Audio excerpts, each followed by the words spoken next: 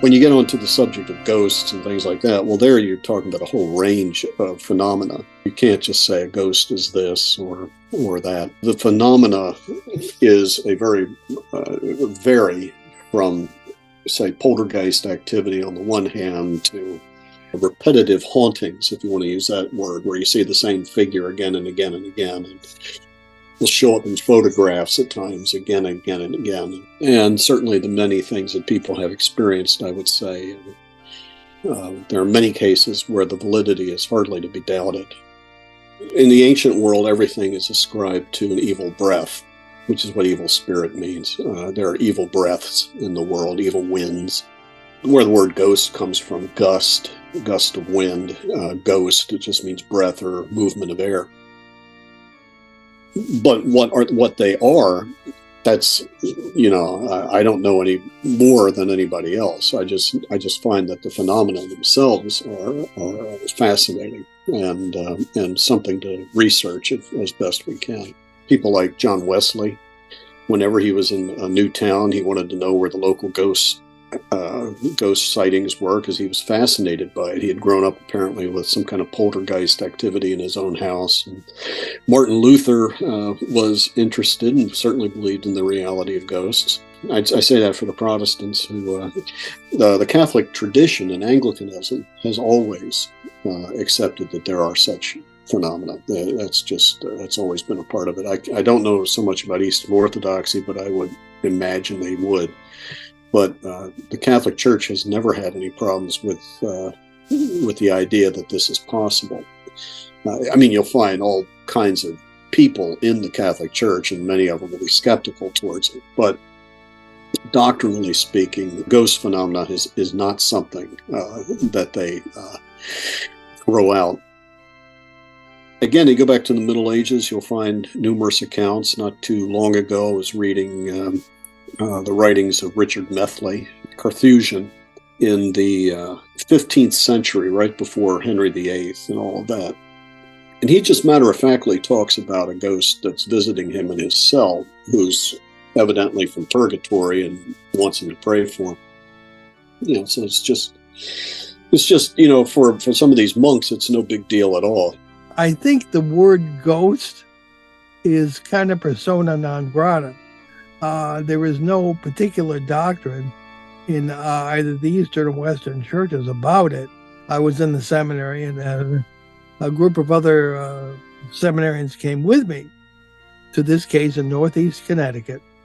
And when we walked in there, it was all overgrown. It had been a little farm and settlement, that had really become abandoned about 1895.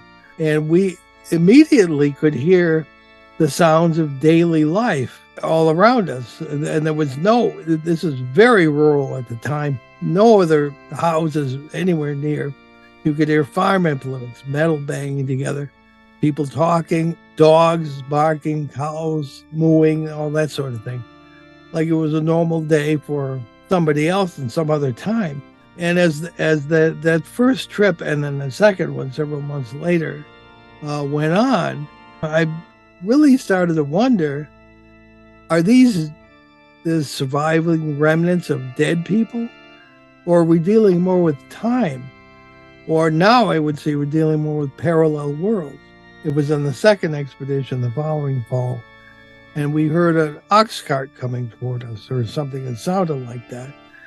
And I don't know, some people still do team driving as hobbies, I guess, in rural. So we actually got out of the way of this little cart path, and the thing proceeded in front of us about 20 feet away, and there had been a road about 150 years before.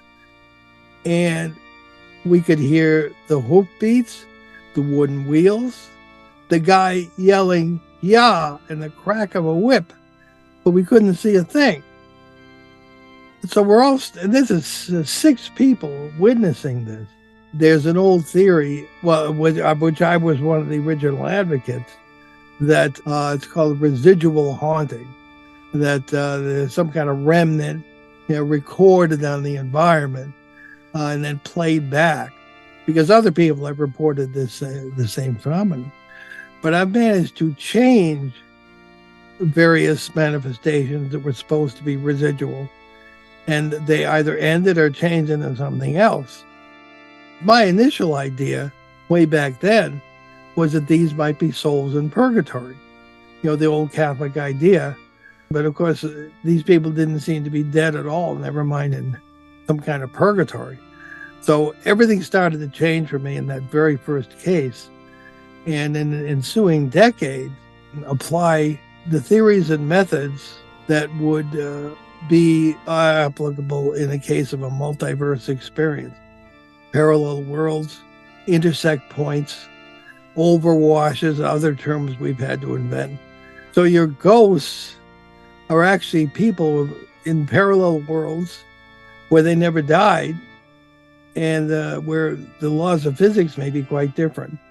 People ask me about interactions. Well, if you're just watching a parallel world across a membrane, as physicists call it, why interactions? There are a number of interactions, some of which I've had with beings and people in parallel realities, because the laws of physics there are different. And the laws of society may be different too. So that, unlike here, you start talking with somebody from another universe and they fill your pockets full of antipsychotic drugs. Other cultures, even here among the indigenous peoples of many nations, that is considered normal. I think we're looking at sort of an expanded theological multiverse here. The entire paranormal realm is a rather fascinating expression of this creation that is infinite. You find theological statements in the most unlikely places. In Robin Hood, Prince of Thieves with Kevin Costner and Morgan Freeman, so a little kid comes to his tent and said, "Did God paint you?" And Morgan Freeman says, "Did God paint me?" He said, "Allah loves endless variety." There you go. So I just think that that's so true. An endless variety, Allah just being the Muslim, the Arabic word for God, obviously. Endless variety means endless world, endless possibilities, endless versions of us. And I think this is very much in line with ancient theology.